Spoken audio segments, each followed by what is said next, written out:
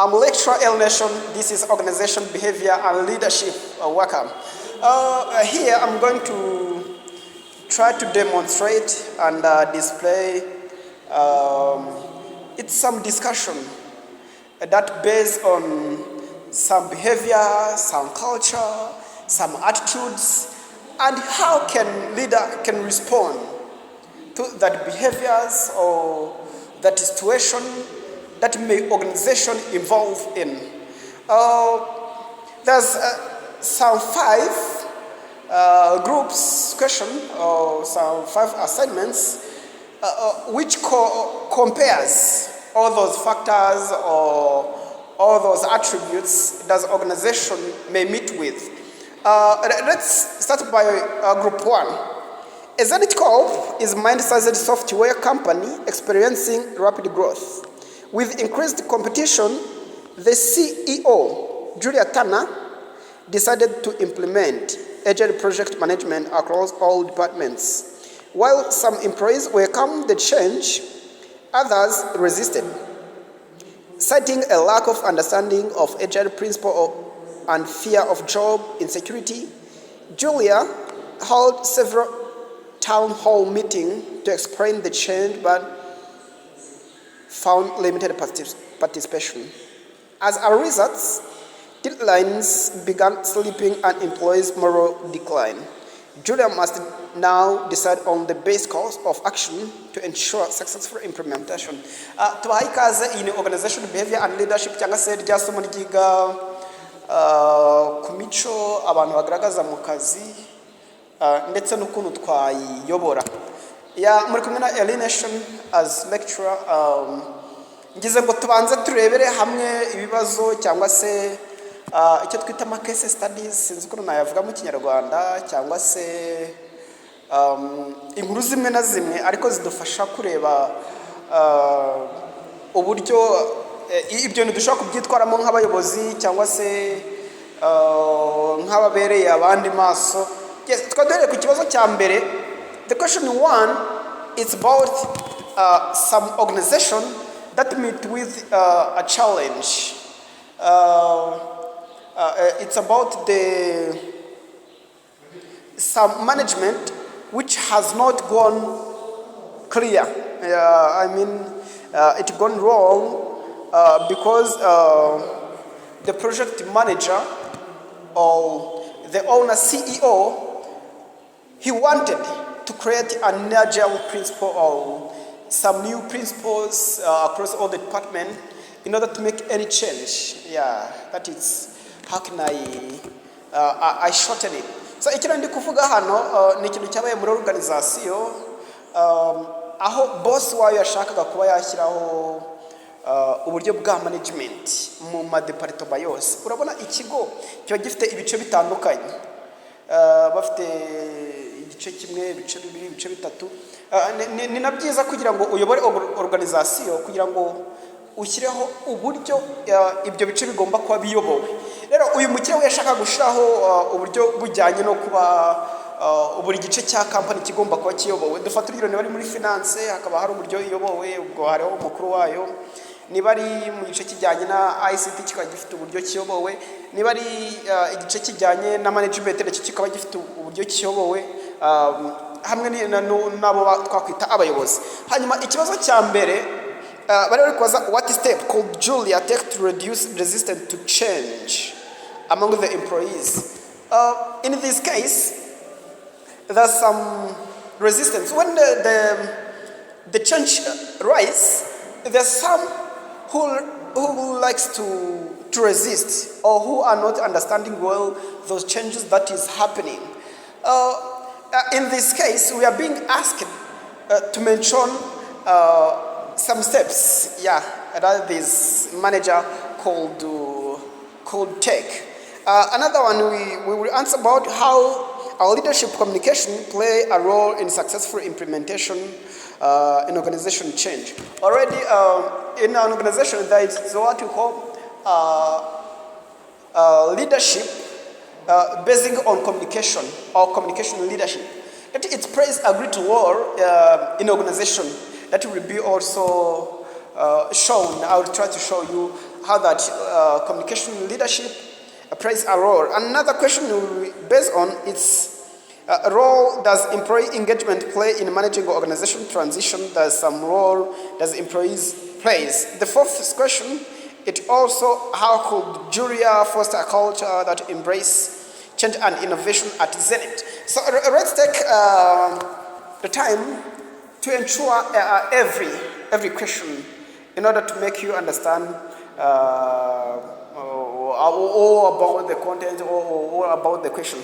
Let me try to answer everyone. So let's go to that is group 1 or question 1.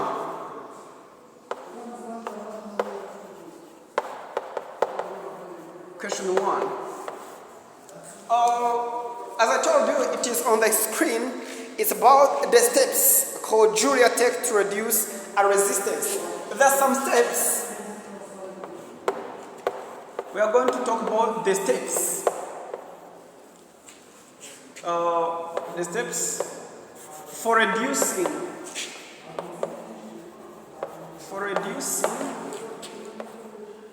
the resistance.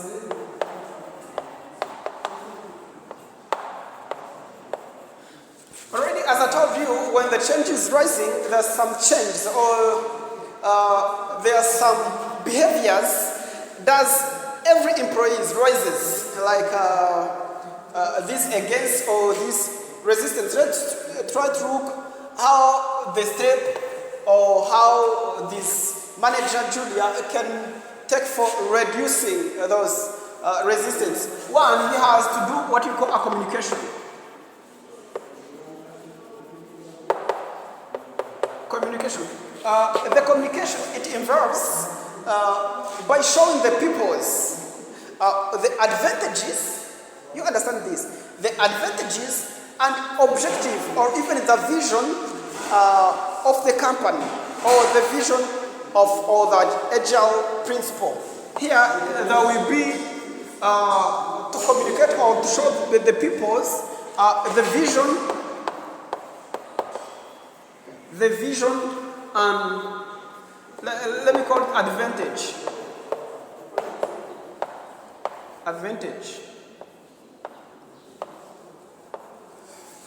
Nicyane ndi kubabwira tugiye kurebera hamwe steps uyu mu manager azakurikiza kugira ngo abashe kuba yagabanya ikintu kijyanye na resistance cyangwa se hari abari gushaka kutumva iyi change igiye kubaho noneho uburyo ashobora kuba yabigenza kugira ngo ibyo bintu ashaka uburyo abigabanya. So icyambere ni communication. Muri communication ikintu gikorwa muri ikerere iyo uri kubwira abantu kugiye kugira ibyo uhindura ni ngombwa kugira ngo umanza abwira vision cyangwa se ikigamijwe ni igiki noneho ubabwire n'ibyiza byabyo, kuko iyo utabwiye umuntu ikiza cy'ibintu ari byagira ngo urukumurwanya cyangwa se akagira ngo ibyo bintu rukubikora kugira ngo umuhime, ugasanga abantu bafite imitekerereze zitandukanye. Rero niyo mpamvu ari byiza ko umanza wereka abantu vision na advantages z'icyo kintu uri gukora, izo principles ugiye ku mentioning cyangwa se ugiye ku implementing. And another one, after communication, you do what we call a training.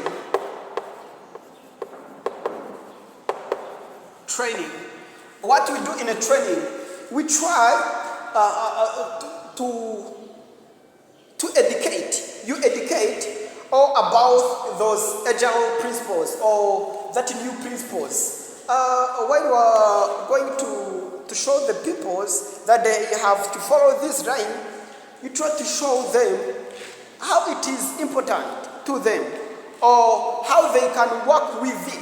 Icyo nego plan of training ugerageza kwereka abantu uburyo ayo ma principles cyangwa se uburyo izo mpinduka ushaka gukora aho bashaka bakorana nazo, kuko abantu ari umuntu reba ibintu bakabona no kubipanga akora ntabwo azabishobora. Ariho bamwe bakena kuresistinga cyangwa se kubyanga kubera ko baba batazi uburyo bashaka gukorana nabyo, wenda akabona ari ibintu byo kumubangamira mu kazi, kubera n'ibintu bitari gutekana. Rero training nayo yafasha kugira ngo igabanye resistance. Hanyuma ikindi after training ikintu ukora ikintu involvement involvement, in this involvement, you try to involve, you encourage people's or those employees to involve in decision making, in all things they are trying to arrange, in the ideas. Yes, you encourage them, you attract them to join. Muri involvement, ikintu gikorwa ugerageza kubareshya nabo bakaza bakagufasha muri change yo gukora niba urugero twari gufatira aho rwo guhindura ama department opening a communication ukabereka ko nabo babifite mu ruhare mbese ukabaha umwanya za feedback zabaze kwa concern cyangwa se nazo ukazirebaho. Rero icyo gihe bituma abantu bagabanya resistance iyo babonye ko nabo bafite mu ruhare atari kwa kubisanga ikigo hari akantu gake kigiye kugasanga kizaniye ab'Kigali, kizaniye abo hanze, kizaniye abanyamahanga, ukabona bari ko excluding cyangwa se bari kugukuramo. Ariko hano iyo bakweretse ko nawe ubifite mu ruhare, resistance zigenda zigabanyuka kuko utangira kubyumva. Hanyuma after involvement, we do what we call support.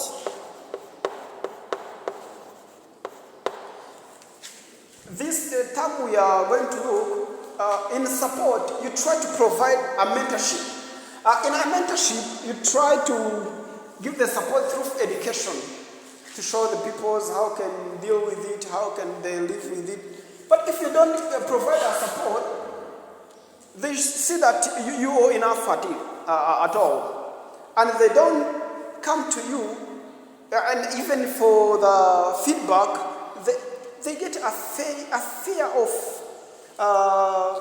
thinking that maybe you are doing what you know, maybe you are trying what you can. That's why they support by giving them some what you call a mentor and the trainer, things like that. They try to understand after getting the mentorship who are supporting them to understand the way you are going to change something. Ikintu nikogera muri support hano ikintu ukora ubashakira abo bita abamenta abo kubafasha kubyumva. Mentorship, reka tuvuge mentorship. Ushaka uburyo biriya bintu ushaka gushyira mu bikorwa cyangwa se ushaka guhindura mu kigo cyawe, ushaka abantu bo kubafasha kubibumvisha, abana bari ku resisting. Nabwo n'uburyo cyangwa se steps zishobora kugufasha mu buryo bwo reducinga ikintu cyitwa resistance. I talked about the communication, training, environment, support, and you may add many more according to how you understand the question or according to the experience. So do you have? Let's go to a second question in this group one. The second question is, how can leadership communication play a role in successful implementation of organization change?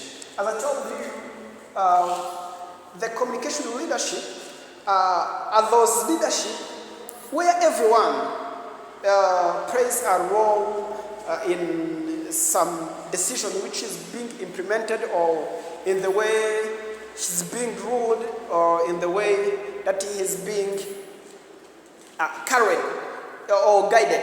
That's what we are being asked to talk about, how that leadership communication plays a role in organization transition. Already while we are transforming organization, there's some communication which is effective or which is necessary, like to communicate, or the way you do guide people by giving or by letting them understand what you are doing, what you are trying to change, things like that.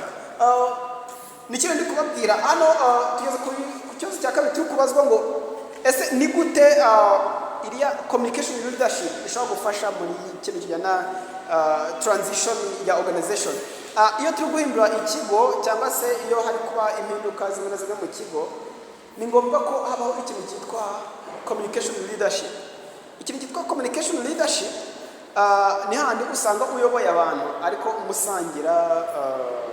musangira amakuru cyangwa se nk'ikibamenyesha ikintu gikenewe ubabwira, mbese ugasanga mbese nta kwiharira ijambo cyangwa se nta kwiharira ibikorwa.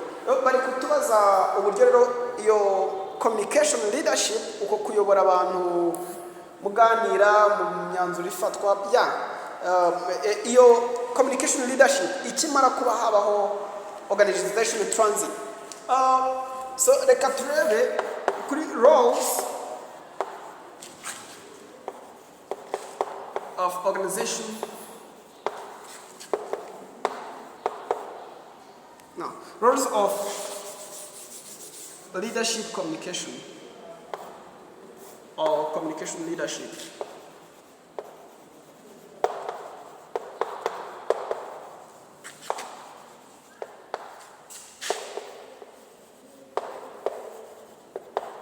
This communication leadership plays a great role. So let's look how can leadership communication play a role in successful implementation of organization change.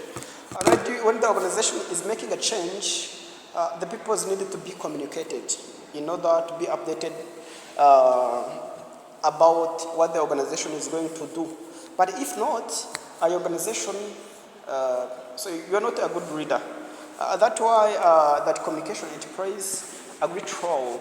Ikindi ndi kubabwira igihe organization cyangwa se ikigo gikeneye kuba cyagira impinduka cyangwa se hari ibintu bishyashya bagiye kuzana, ni ngombwa ko ubwira abantu cyangwa se ko uyobora abantu mu buryo bwo gutuma n'ibitekerezo byabo bikora. Yego ashaka kuba atari ngombwa bitewe n'impinduka ushaka gukora cyangwa se n'ingufu ushaka kubishyiramo, ariko ni ngombwa ko abakozi babimenyeshwa kugira ngo batavuga ati tubwo nyine yabonye yaduciye amazi ati se ubundi twe twatanga ibitekerezo bizima. Rero ikintu iriya communication leadership ifasha muri transition cyangwa se kwa company yagira impinduka, icya mbere nibo bantu bagutangira amakuru cyangwa se bafasha muri communication. Icyo nshatse kuvuga, niba hari agashya mwazanye mu kazi cyangwa muri business, babivuga hanze bigatuma ubona abakiriya. Naho iyo batabimenye cyangwa se nk'iyo uri kubigizayo, urumva nyine biragora, buri umwe bifata nkaho ntacyo amaze mu kazi, ugasanga nawe kubona abakiriya bizagorana. Ikindi feedback, when we are talking about the feedback, you understand their thought or their ideas, to get the ideas from your employees. Hano niho uzasanga abakozi baguha ibitekerezo ngo ushobora gukora iki cyangwa gukora iki, cyangwa se bareba uburyo ugiye guhinduramo ikigo bakakubwira ati nyamara boss ubigenje gutya byarushaho kuba byiza. Icyo gihe bakaguha ibitekerezo, ariko iyo ubikora nta communication, nta gitekerezo cyangwa ukeneye kumva, nawe ubihomberamo as the boss. Hanyuma ikindi ukora cyangwa se iriya communication organization, ikindi igufasha muri quick implementation. When the organization is being implemented or when it is implementing some principles, it needs the power or the abilities of the employees to participate in that one. Even if there is a task that requires a power or requires a physical ability, the employees play that role without a negligence. Nikira ndi kuvuga hano, niba hari ikintu gikenewe imbaraga, iyo bigizemo uruhare birihuta cyane kuba wabishyira mu bikorwa. Hanyuma ikindi hano bagufasha kumenya what is necessary, main element which is necessary, its involvement. Ifasha organization doing at their best. Binagufasha kongera productivity. It helps you to improve productivity because there is a full participation. There is they are great shares. Means everything they are doing as theirs or as theirs. Yeah. Abantu bakora nk'abikorera. Iyo mva harimo participation cyangwa se iyo bumva hari uruhare rwabo urukuzana naho, if not niba utari communicating cyangwa se uri gukoresha ubuyobozi bwa leadership utari communication, uri ku transiting ikigo yabumva ntabwo bareba. So let's go to the question to the number 3. What role does employees engagement plays in managing organization transition? There is a transition of an organization and the employees are included. What will be the benefit? So as you understand, the productivity increases because they are playing the role. They are happy to serve in that case. So they will never be ashamed of working with you where their participation or where their ideas is being considered. So that why that is one advantage. Another advantage is you benefit their feedback. You benefit their feedback or even their comments, their motivation, or without the motivation of employees. You do understand that you are alone, but when the people are telling you, yes, this is a good, you keep it up, things like that, you be motivated and you try to improve or you try to do at high level. Hano nicyane ndi kuvuga kuba abakiriya baba mu myanzuro fata cyangwa se muri changes zigiye kwa muri business, kuba abakozi babigiramo uruhare urumva ari kibizamara muri yo transition cyangwa se muri zo changes ziri kwa muri business. Icyambere nibo bantu batuma ibintu byihuta. Yes, reka tuvuga muri ubwo buryo. Ikindi ibitekerezo byabo uri kubyunguka, indi mpamvu cyangwa se undi mumaro bishobora kuba byamara nuko bifasha business cyangwa se boss kuba yaba motivated. Yabana bakubwira ngo yes ni byiza kora gutya, yes ni byiza, courage. Icyo gihe uba motivated.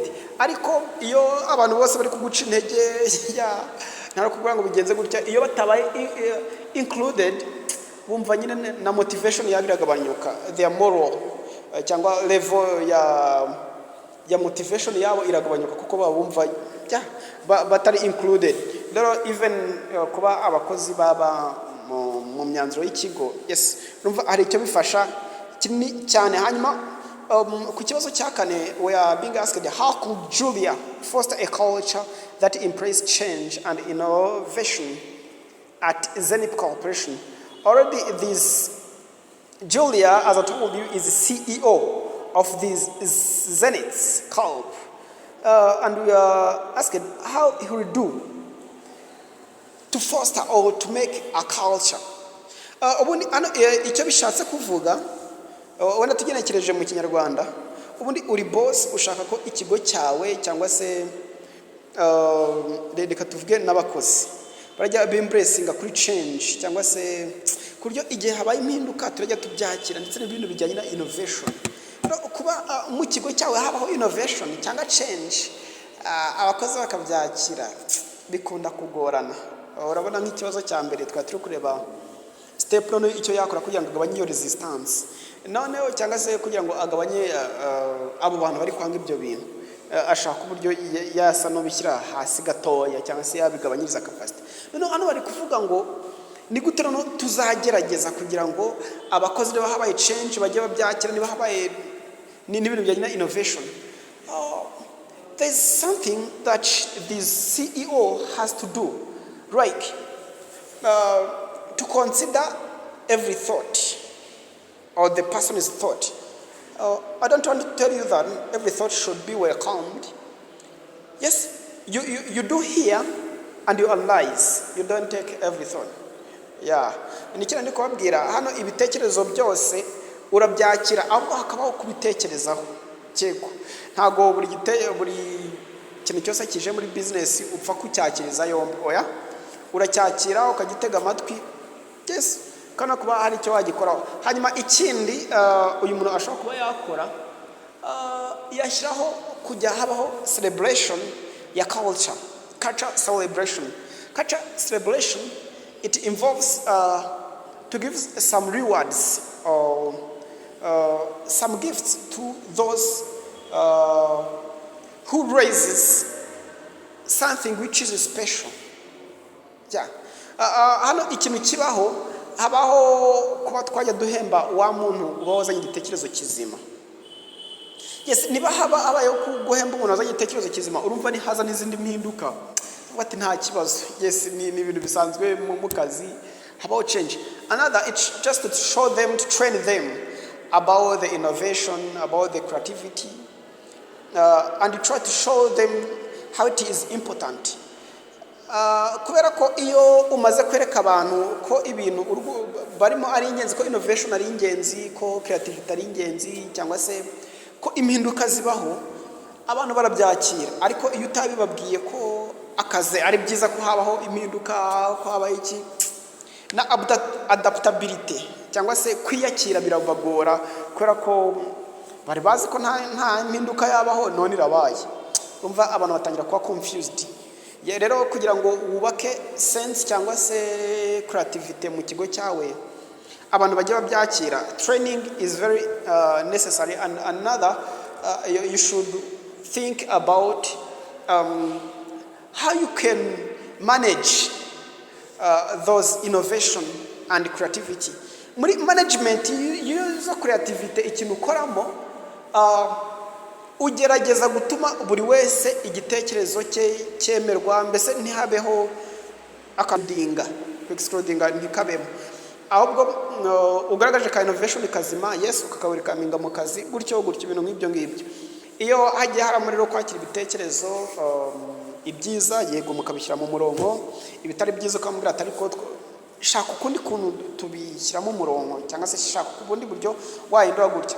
Ibyo nabyo birafasha, ariko iyo hataba icyo kintu yes ikigo cyawe ntabwo cyaba center ya creativity n'ibindi byinshi ushobora gusubiza hano bitewe. So let's go for the question 2 or for our group 2. It's about a story which is related, it's another business. John, a senior manager at Bright Spark, believes in democracy leadership style. He involves his team in decision making, encourages open communication, and values everyone's input. However, during a critical project with a tight deadline, John found it challenging to make quick decision. Team member expresses frustration over delayed approval, and the project was completed late. The senior manager is questioning whether John's leadership style is suitable for high pressure situation. Iyi ni inkuru nabwo n'undi mu manager akoresha uburyo buri democratic leadership cyangwa se bwa buryo dukoresha turi kuyobora, ariko aho buri wese agira uruhare mu myanzuro iri gufatwa. Hanyuma ikintu rero cyabaye kuri uyu mugabo, hari igihe cyari tight deadline cyangwa se hari igihe ibintu byari bikenewe cyane, hazaho kuba haba gukererwa ku iyo myanzuro. Rero hari igihe kigera muri business ugasanga bari gukora kuri pressure cyane, rero iyo myanzuro kuyifata cyangwa se ibintu biza kuboneka bikerewe, cyangwa se iyo myanzuro iza gufatwa ibyagomba gupfa byapfuye, mbese reka tubyite gutyo amazi yamaze kurenga inkombe. None manager ari kwibaza ese yego uburyo akoresha muri communication ni sawa mu gufata imyanzuro, gutuma buri wese agira igitekerezo mu bintu biri gufatwa n'iki, ariko nubwo ibyo byose biba hariho za deadline zikererwa cyangwa se hari imyanzuro itinda gufatwa, hari bimwe bipfa bikererwa, mbese ibintu nk'ibyo ngibyo. None uyu mugabo ari kwibaza niba ubu buryo uyu mu manager akoresha ari bwo nyabwo. Reka twimagine uri boss akaba imyanzuro nk'iyo ngiyo, uyu mu boss ari kwibaza ese iyi system akoresha ya democracy niyo ni sawa. Ubwo icyo kibazo ari kwibaza. Reka tujye kuri question 1 yacu. Hano turi kwibaza ngo what are strengths and weakness of democracy leadership style in a dynamic environment? Already in a dynamic environment, which is not static, means it is moving, it shares some information, means there is a high level of participation. Let me call it in a short way, on short words. We are questioning, or we are going to look some advantages and disadvantages, or what we call strength and weakness. Already democracy has a strength. Nicyo tugiye kwibaza hano, hari ibyiza byo democracy cyangwa se kuriya kuntu umuntu abayobora abantu ariko abantu bagira uruhare mu miyoborere ye. Noneho ibyiza byayo ni byinshi. There is some strength like open communication. The people's he do plays a role in a communication, or something which is being communicated or which is going discussed. Everyone gives his idea. There's no one which is excluded. Another advantage, it's what we call a decision making or decision which is taken. There is some skills that is which included or included.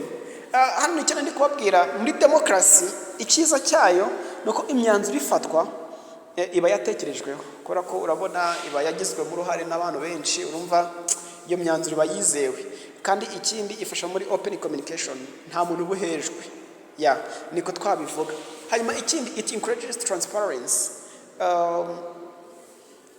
Hano iyo abantu batari kuganira cyangwa se iyo abantu bayoborwa mu buryo bw'igitugu hari ukuntu usanga nta ntuziri kubaho, reka tuvuge nta mucyo ubuhari ugasanga ibintu biba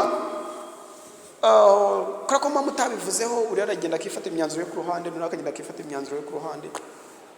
Yes, nta ntuzibaho mbese nta mukibaho ariko iyo turi muri iyi communication iyi democracy urumva tuba twasharinze ibitekerezo tuba twasanga ibitekerezo mbese habaho umucyo ibintu byinshi binyura mu mucyo. Hanyuma turebye kuri disadvantage y'iyi democracy habaho gukenerwa ku myanzuro. Urabona niba ngize igitekerezo ndi umuyobozi biransaba kugenda hari abo ngisha inama cyangwa se kuba hari ababigira mu ruhare urumva birantwara igihe kinini mu gihe yari autocratic cyangwa se kuyoboza igitugu icyo ntakije mitavuga ngo gishirwa mu bikorwa kakanya nta nibyo gutumiza inama urumva rero ntabwo hatakari igihe. Kandi ikindi zimwe muri weakness zi democracy about delay of some decision. When I mean a delay of this decision, there are some things they're taken and be outdated. Reka bino bivuga muri ubu buryo so urabona hari imyanzuro yari yafashwe kandi umva iyo yafashwe n'abantu benshi hari bamwe igiye bashamo kwikurikirana nabi kandi umva ibintu byavuzwe na benshi hari igihe bigeraho rimwe na rimwe akafata ariko oya runaka nta yari ahari cyangwa se twabikoze runaka adahari basanga habanye ikintu cya delay cyangwa se cyo kuba hari bimwe byakurengagizwa kubera ko ntuza ataparticipatinze cyangwa se atarabirimo. Hanyuma weakness ni nyinshi unaramutse urebye muri ino content bari baduhaye urasangamo ikindi hari ukuntu time management itaba well managed kubera ko ni ibintu by'abantu benshi kandi babizi ibintu by'abantu benshi ntago yabihwanye n'iby'umuntu umwe urumva that is disadvantages. And let's go for another question. It's question 2.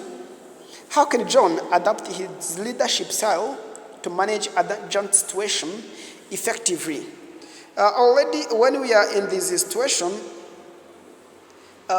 maybe in an urgent situation, it's those state where you are supposed to take a decision at that moment.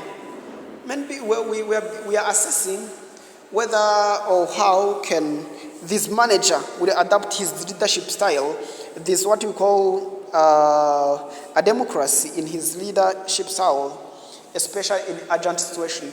Iyo turi kureba noneho ni gute John azashobora gukoresha ubu buryo ayoboramo mu gihe ibintu biba byihutirwa muri urgent situation cyangwa se mu gihe reka tuvuge muri ubwo buryo hari ukuntu ikinyarwanda kiba kibaye giteye ukabura ubundi buryo bwo gukoresha amagambo muri urgent situation. Ikintu cya mbere kizakorwa hano there will be a time management. Time management is a key that may help you to run even in urgent situation because everything should be timed and the decision should be timed. That should be helpful to get a time management. Another one, he has to have an open communication, a strong communication. If something is being concluded, so it should be taken as quick as possible. Decision making zigomba kuba strict cyangwa se zihuta. Niba habayeho quick decision cyangwa se niba hari ikintu kibaye fata imyanzuro mu buryo bwihuse apana kugira ngo ubanze wabaza runaka. Ikindi to give some authorities to let the people, the individual, take a decision where you are not around or where the peoples are not around. Hano ikintu ukora noneho kugira ngo uburyo bw'ubuyobozi mu buryo buri demokarasi noneho bwihute wiga kuderivaringa cyangwa se gutanga uburenganzira ya niba utari hafi cyangwa se niba uri kubona inama iratinda ko ati runaka nabikore na runaka nabikore ya ugasanga ibintu birihuse ya ibyo bintu rero nabyo birafasha kandi ikindi agomba kujyaho deadlines are points you are not allowed to exceed. Hajyaho deadlines ati bino bintu bigomba kumara igihe kiniki no bigomba kumara igihe kiniki bituma business cyangwa se hataba makavuyo. Yego rero icyo John agomba gukora muri buno buryo bw'ubuyobozi bwe agomba kugishyiraho some deadlines. That is how this John can adapt his leadership style to manage urgent situation effectively. The question 3, what factor should leaders consider when choosing a leadership style for a project? When you're going to choose the way of leading, there are some factors. Niba ugiye guhitamo uburyo bwo kuyobora mu kigo cyawe, reka twibaza noneho some factors ibintu wagenderaho. One of the factor, there is a size of that organization. Size should be considered, and also the numbers of people you are going to guiding. Because like one who is going to rule or who is going to lead a country is different from those who are going to lead a group of people like a cooperatives. That is too different.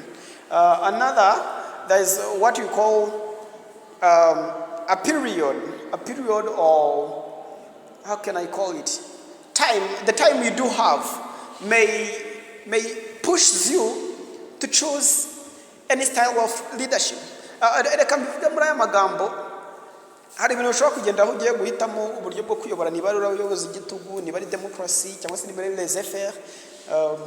Icya mbere ugendera abantu ugiye kuyobora bagutegeka uburyo urakoresha uri kuyobora. Dufata urugero nk'umuntu ugiye kuyobora abanyeshuri n'umuntu ugiye kuyobora igihugu, abo bantu baratandukanye kuko abanyeshuri usaba ngo aba ari ibintu nyine byihuta nta bwumvikane, kuko abanyeshuri ukora akenshi hari imyumvire baba bafite rimwe na rimwe bashaka gukwepa ibyo uri kubabwira. Rero niyo mpamvu biba bisaba ngo ube wahitamo uburyo runaka, niba ari autocratic cyangwa se niba ari iki, kuko ku ishuri ho aba ari igitugu, nta kumvikana kuba kurimo kubera ko kenshi baba banafata n'abanyeshuri nk'abana. Ikindi umubare w'abantu ugiye kuyobora, ndi kubabwira nature ya organization cyangwa se bitewe naho ugiye kuyoborera. Ikindi n'igihe ufite nacyo kirakonta, kuko nubwo bavuze mu giswahili ngo chovyo humarizi buila asari, ngo gake bishobora kugeza umuhovu kwiriba, cyangwa se gake ushobora kurya umutiba w'inzuki, cyangwa se ushobora kugenda gake ukagera ku kintu kizima gifatika. Ariko iyo ufite igihe gitoya bigusunikira kuba wahitamo uburyo bwo kuyobora, kuko iyo ufite igihe gito biba bisaba ngo abantu bihutire, nta laissez-faire ibamo, nta demokarasi. Biba bisaba nyine ngo ubwire abantu uti twagiye yes, ibintu bika organized mu gihe gitoya. Rero uri kugira ngo ibintu bibe organized mu gihe gito, ntabwo washyiraho laissez-faire ngo kugira ngo umuntu nyine agende uko ashaka. Oya, haba habamo kwihuta. Rero ni uburyo bwinshi ushobora gukoresha bitewe n'igihe ufite, bitewe n'abantu ugiye kuyobora, bitewe na size mufite cyangwa se na size ya organization cyangwa se na nature organization. Hari ibigo biba ari binini, hari n'ibindi biba ari bitoya. Rero mvye ibyo bintu ntabwo byaberwa mu buryo bumwe. Ya ubwo no buryo bushobora, izo ni impamvu nyinshi cyangwa se factors zishobora kuba zagufasha guhitamo bwo kuyobora. Another one, it's question 4. How can Bright Spark support its manager in developing situational leadership skills? In this content, the organization is requested to support his manager or his employees, even in the situation of developing his leadership ability. So you may ask me why. First reason, is in order to help that manager to take a skillful decision in every situation, and even to help him to understand how can manage an urgent situation or the situation which is not urgent, because the decision taken in that two situations are totally different. And ikindi ndi kubabwira hano ku kibazo cya kane bari kutubwira mbese ni gute iyi Bright Spark cyangwa se iki kigo kizafasha manager kugira ngo adevelope cyangwa se agire skills zijyanye no gufata ibyemezo. Reka bari uko tugenekereza kukivuga. Noneho hano ikigo icyo bafasha uyu mu manager kugira ngo mu bintu bijyanye na situational skills cyangwa se situational leadership skills abashe kuba yaba azujuje. One is to provide a training called a training. It's a key of knowledge, because if you are trained, you understand how you can take this decision. You understand many ways of taking a decision. Ikindi kwagara muri training, ikigo kigwa training haba ari mu kigo haba ari hanze y'ikigo. Ibyo birafasha cyane kuba wakongera level ya skills. Ikindi they may give you a scholarship to go to study abroad about the leadership skills or the leadership educations.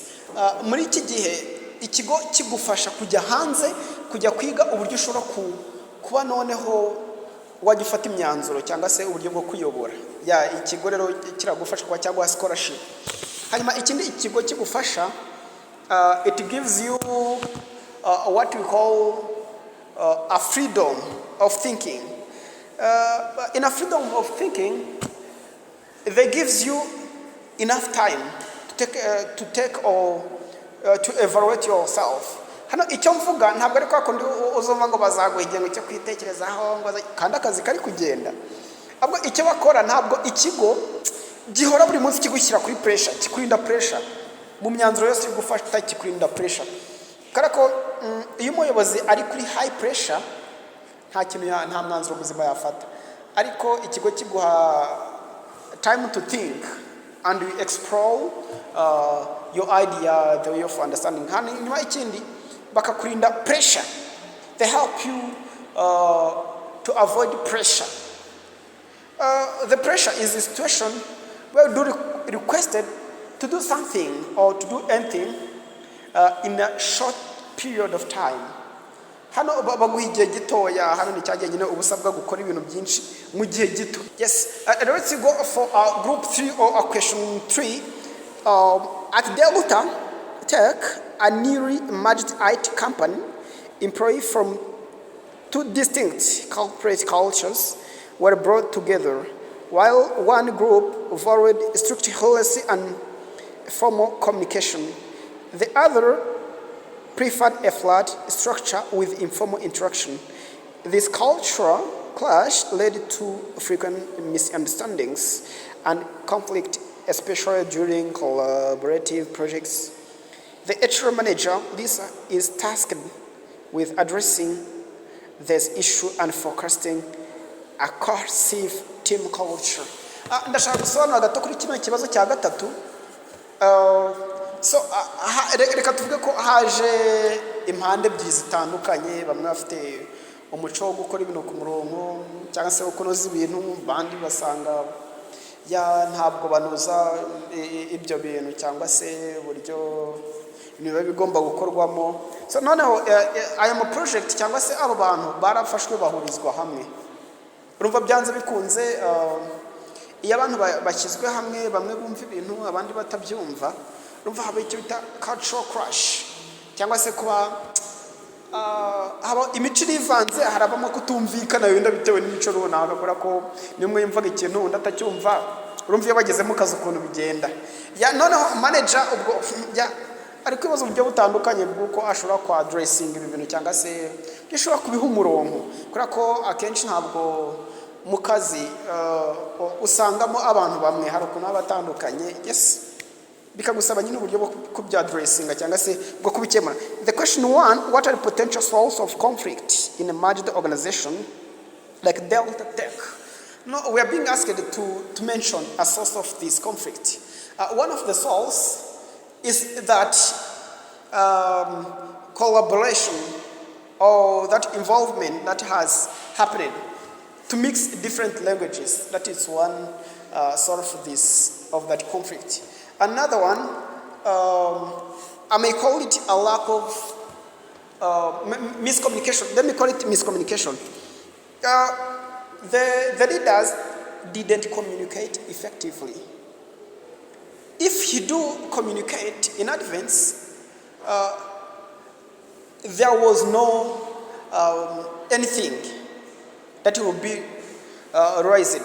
Nicyo ndi kubabwira hano habayeho kuba abantu batahabwa amakuru. Kuko iyo baza guhabwa amakuru mbere ntabwo icyo kintu cyari kubaho bakabwira ati okay tuzakira hari abandi bazaza bameze gutya. Yes, ibintu abantu bakaba barabibwiwe. Ariko habayeho ikintu cyo kuba hatabaho gutanga amakuru. Hanyuma ikindi cya another reason, it's what we call misunderstanding. Misunderstanding is lack of skills on some points or to agree. They did agree in a different ways. Bumvise ibintu mu buryo butandukanye. Nicyo kintu cyabayeho ikintu cyitwa misunderstanding. Abantu bumvise ibintu mu buryo butandukanye. Hanyuma another reason that may include in this or some source of that one, it may be what we call historical difference or resistance to change, and even lack of trust among the employees, leadership style conflict, inconsistent policies, and competitors between legacy groups. Some competitors that it raises what we call a conflict. So let's go for a next question.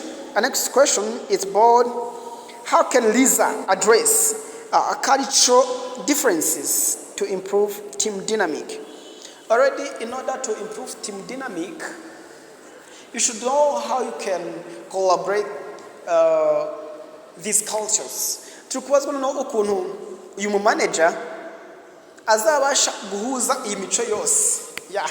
Rumva iyo muri team cyangwa se iyo muri organization isanzwe ikora neza nta kibazo gisanzwe kibamo, akaza kubaho akantu kazamuka cyane cyane ako katewe wenda no kuba bamwe bumva ibintu gutya abandi babyumva gutya.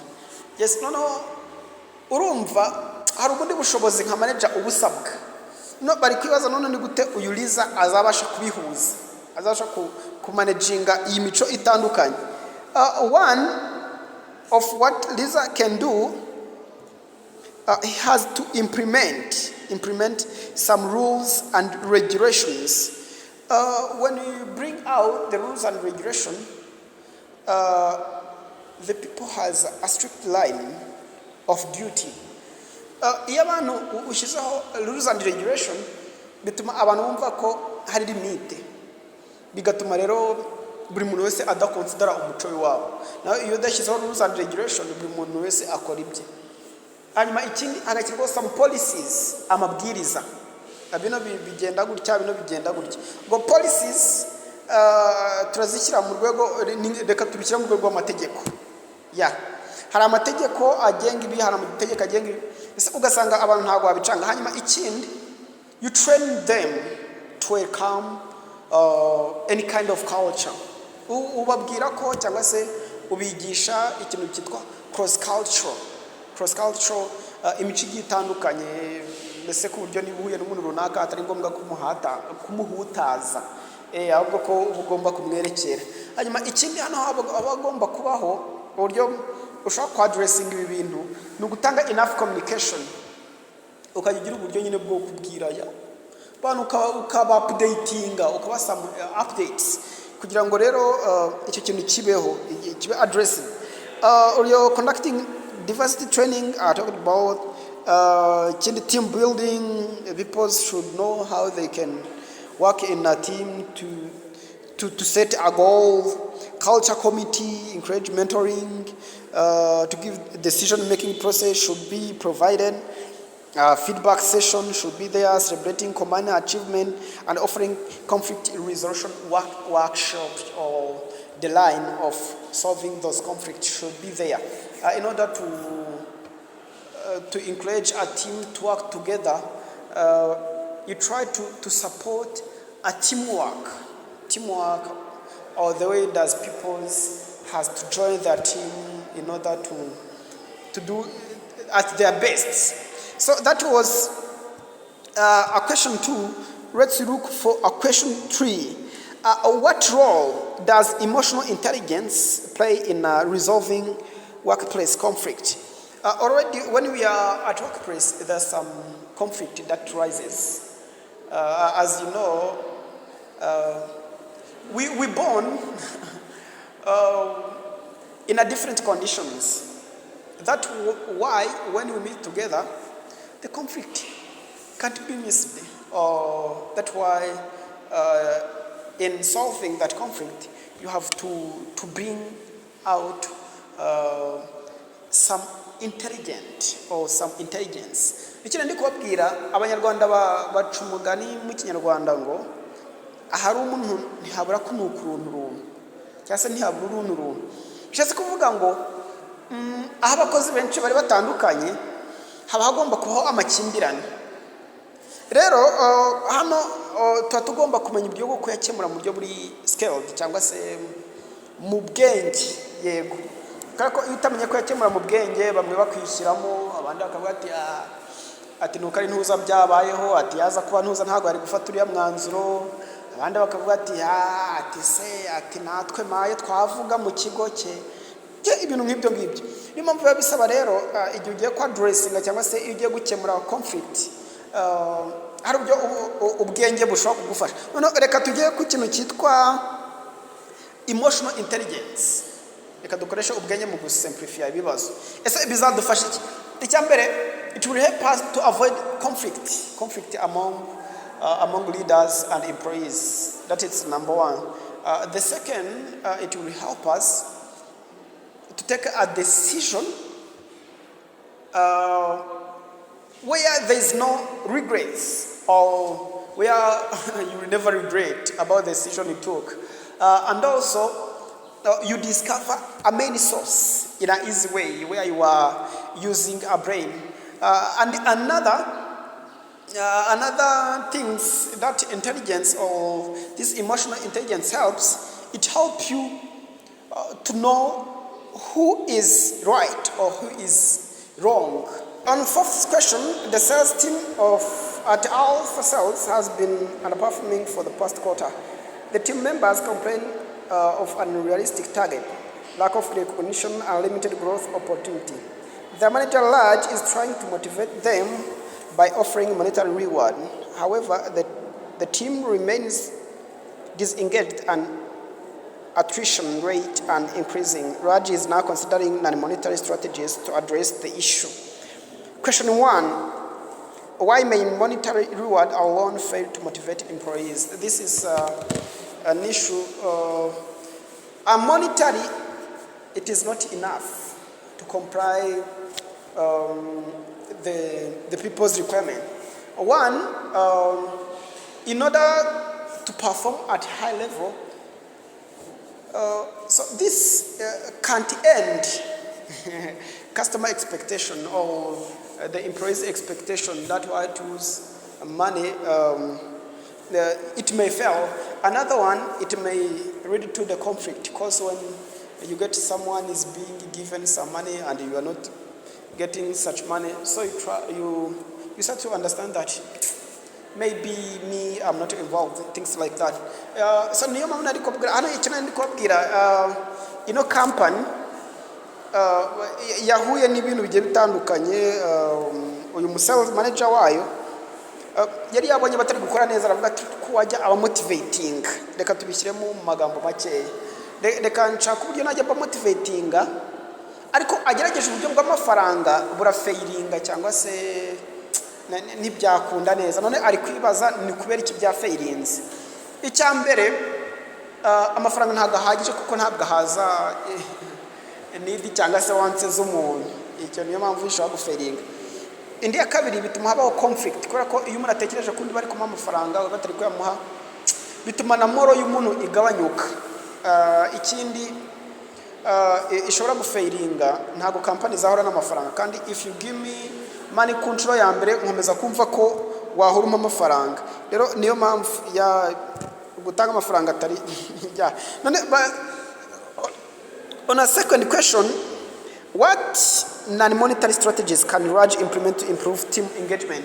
Increasing a team engagement, you may use also a gift, a special gift, or you may use to increase salary, like to increase the responsibility, to give him another responsibility, things like that. Hari ubundi buryo ushobora gukoresha utamotivatinze abantu ukoresha amafaranga kuba nk'impano utuntu dutoya agatelefone kano gatoya ikintu ushobora kumwongerera inshingano cyangwa se kumwana amafaranga cyangwa se ukanamuha kuba yakorera mu buryo buri remote kugira ngo twa free time nabyo birashimisha cyane nabyo byatuma umuntu aba motivated utarinze wakoresha amafaranga. Another, how can alpha cells align individual goal with the organizational objective? Here he's being asked how he can align, how can he join. One, in order to join the organization goal and a personal goal or individual goal, I would like to talk about training, motivation, and also you encourage, you make an involvement. Hano twaturukura ni gute organization ishobora guhuza intego zayo n'intego z'umuntu ku giti cye. Mfite intego zanjye cyangwa se mfite icyo nshaka kugeraho na company ifite icyo kugeraho. Icyambere no gutanga training kugira ngo bakwigishe guhuza ibyo bintu bibiri, intego zawe n'intego za company. Ikindi kukumvisha ko company ifite umumaro cyane kuruta wowe. Nibyo bintu nabyo bifasha kuba umuntu ibyo bintu wabihuza. Kandi ikindi kubaha gukora ikintu cyitwa life balance, ukajya ubaha umwanya wo kuruhuka n'umwanya wo kwitekerezaho, nabyo birafasha. Another one, what role does leadership style play in fostering employees motivation and retention? Leadership style, how leadership plays a role. One, it's setting a clear vision and expectation, promoting a culture and trust, leading by examples, providing constructive feedback, facilitating collaboration among the team. There is many roles of this leadership where it gives people to bring out their ideas that help in every situation to encourage the teamwork. Means communication or the leadership plays a great role in a retention by showing them there's no else a place. Yeah, even a leadership style ishobora gutuma ugumana abakozi cyangwa se babana kwigendera. Icyambere nuko ifasha gutanga ideas muri ideas. Ikindi ituma habaho culture zindi umuntu aba yamenyera mu kazi kora ko iyo umuyobora neza bituma hari izindi culture agira. So hanyuma ikibazo cya gatanu, thank you for being with me. Question 5, it's another and it is coming on the screen. Thank you.